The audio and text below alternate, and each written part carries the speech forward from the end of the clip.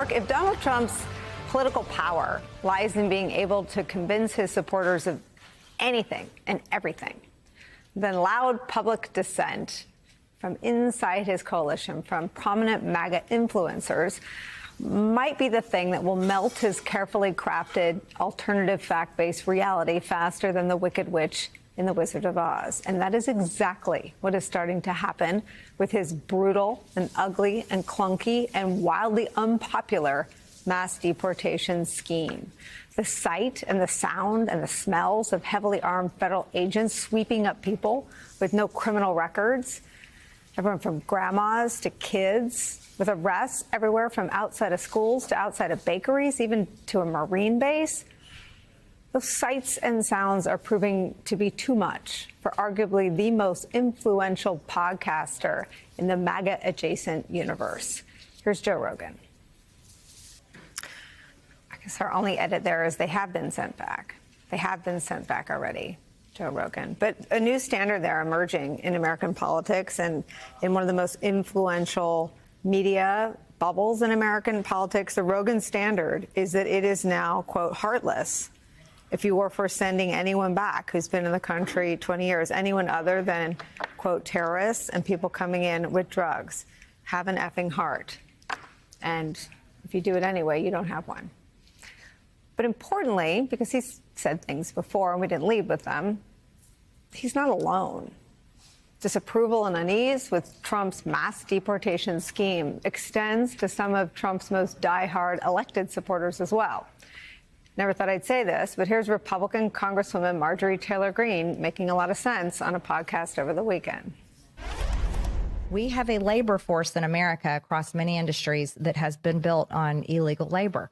That's a fact. That also cannot be ignored. And as a conservative and as a business owner in the construction industry and as a realist, I can say we have to do something about labor, and that needs to be a smarter plan than just rounding up every single person and deporting them just like that.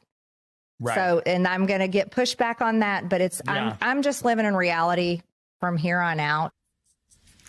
Plenty to not like about Marjorie Taylor Greene and Joe Rogan. But if we could have done this on our own, we wouldn't be here. So this shift in rhetoric and tone and these new standards being laid out, there, Marjorie Taylor Greene saying it's not living in reality to carry out Trump's deportation policy is more than a shift in tone. It's a shift in her position. She owns a construction company, and she's giving voice to people inside Trump's coalition who have the same concerns. Back in May, when a college student who had been raised in her district was due to be deported to Mexico, she was more callous. She hadn't understood what Trump was actually going to do. And she said, quote, "The law is the law." But this is her now.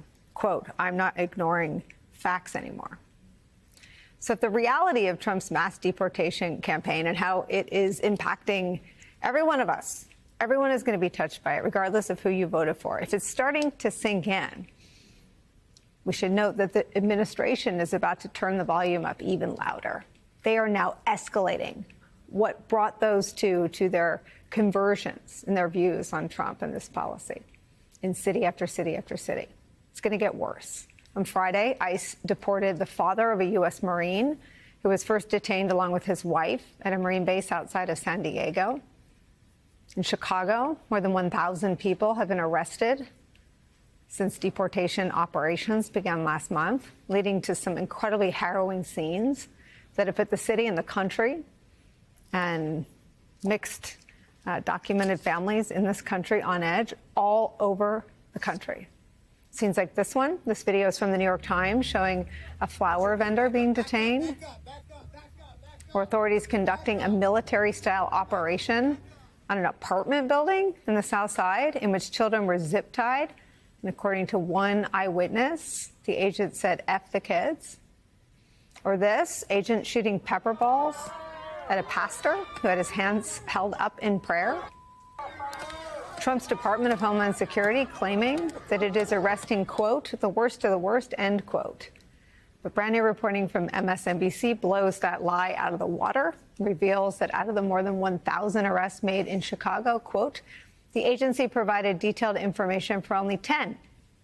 10 men with criminal background, about 1% of those detained, making independent verification difficult. More Americans are about to feel the pain of the government shutdown. The Washington Post reports that while the president ordered the Pentagon to repurpose research and development funding to make payroll for members of the military who were set to miss their first paycheck Wednesday, civilian employees won't see the same treatment. Even Vice President J.D. Vance acknowledged the pain this morning on Fox. But the longer this goes on, the deeper the cuts are going to be. And Maria, to be clear, some of these cuts are going to be painful. And joining us now is Danielle Moody, the host of The Danielle Moody Show, and Ahmed Baba, author of the Ahmed Baba's newsletter on Substack. Danielle and Ahmed, great to have both of you. So how much worse do you think, Danielle, it's about to get for your average American? I mean, I think that it's going to be tremendously painful. The last shutdown that we had was in 2018. It lasted for 34 days, right? This was during Donald Trump's first term. We are already seeing, and we're 12 days in, we're already seeing lines of our military at food banks trying to get food for their families in their military outfits. And I think about that when I saw the photos and I saw the videos coming out of these long lines. And I think this is Trump's America. This is what he has done. And so this is just the beginning. 12 days in, most Americans, if an emergency were to come up, can't pay a $400 bill. So you're talking about not being able to get paid for weeks at a time. These are not people that have a job in a private sector that is lucrative. They are public servants because they believe in this country and they believe in working for this country. So the idea that they are going to go without for however long Donald Trump and the Republicans decide to keep on this charade is really disheartening. What do you make of the fact that Marjorie Taylor Greene is sounding more like an anti-Trump resistor and somehow bringing in more logic, more reasoning into this debate than she is as a MAGA foot soldier? I actually have a lot of thoughts on the Marjorie Taylor Greene pivot. Let's have it. Give it to us. I think we have some sound of her. And for people who don't know what she's sounding like, I actually think we should. Okay, yeah, let's do it. Let's play the sound. Thanks for calling it out. Go ahead. Prices have not come down at all. The job market is weakening. Job market is still extremely difficult. Right. Wages have not gone up. It shouldn't be about helping your crypto donors or your AI donors. The focus should be the people that showed up at the rallies, stood there for freaking 18 hours trying to get in the rain, in the cold, in the 100-degree heat. For those people, those are the ones that I care about. If I didn't know who Marjorie Taylor Greene was, I'd be like, she's a member of the Democratic Party with that talking point. Yeah, the footage still seems a little like a hallucination, so I have to gather myself watching it. It's not AI, by the way. We verified. It's not an AI video. Yeah. Involved.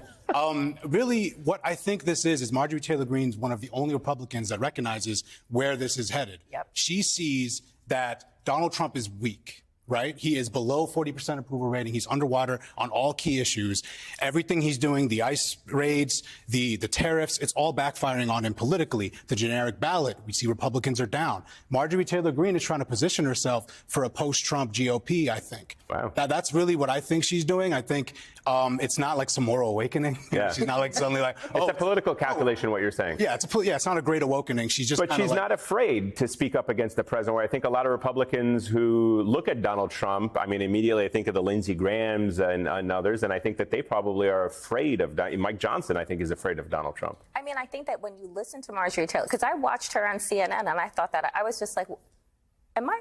What happened to Marjorie Taylor Greene? I was just like, is this the space lasers? Like, this is, but I'm agreeing with her. Like, am I in hell? And so, like, I listened to her and, you know, she told us in before Donald Trump became president, she said, I am not the fringe of the party. I'm the mainstream, right? She told us that before we were taking MAGA seriously. Trump is starting to see cracks in the two camps that kept him relevant, one, and made him president, two. The first camp is the MAGA base. People like Marjorie Taylor Greene. These people on their own were never gonna make Trump president again. Because you need more than the 20-30% of the country that's MAGA. Like really, really MAGA. But those are the people that made sure that no one else could win a primary. And he's starting to lose Marge. But the group that actually made him president again, and this was the group that turned against him in 2020, the group that made him president again are people like Joe Rogan. People that, and I'm not going to say he's beyond ideology, but people who don't fit into the neat Democrat or Republican box. They just don't. They don't. They don't fit in that box. They are conservative on some issues, progressive on others. Sometimes they have views, I'm going to be honest, like not to be mean, views that are totally contradictory and make no sense. Like their ideology is irrational and in a sense maddening and infuriating, right? But they exist and there are millions of those people. And those are the people that are not dyed-in-the-wool MAGA. They're not dyed-in-the-wool Republicans, but they did make Trump president again. And he's losing those people. And when you talk to these people, you got to balance it. Because on the one hand, Trump did lie to them about some things, like Epstein. But on the other hand, he was honest about what he wanted to do. And they voted for that. He said he wanted to do mass deportations. He said he wanted to get revenge on his enemies. So when you can't really act shocked when free speech is under attack because he's going after voices he doesn't like, and you can't really be shocked when it's not just the bad guys getting targeted by ICE, but, you know, grandmas and small business owners and little kids having their parents ripped away from them. Like this is what he said he would do. He said he would lower prices. I know that was a lie, but he was very clear about his mechanism. He really thought tariffs would do it. We know that was wrong, but he was honest about doing tariffs. So when you go to these people, you have to say on the one hand, let this be a learning moment, because the next time a Republican is trying to trick you into voting for them, remember what happened to you in the fall of 2024. But you also have to go to these people and acknowledge their movement and say, look, Donald Trump betrayed you. On everything, he either lied to you or he's made the problem worse. Every concern you had about the Biden years, and some of those concerns were legitimate. Prices were high and things like that. Every concern you have has gone worse. Everything. Immigration, Trump is making it worse. Tariffs, he's raising prices. Free speech, it's never been more under attack. And so this is a moment, as Rogan turns on Trump, that tears down J.D. Vance's coalition to repeat.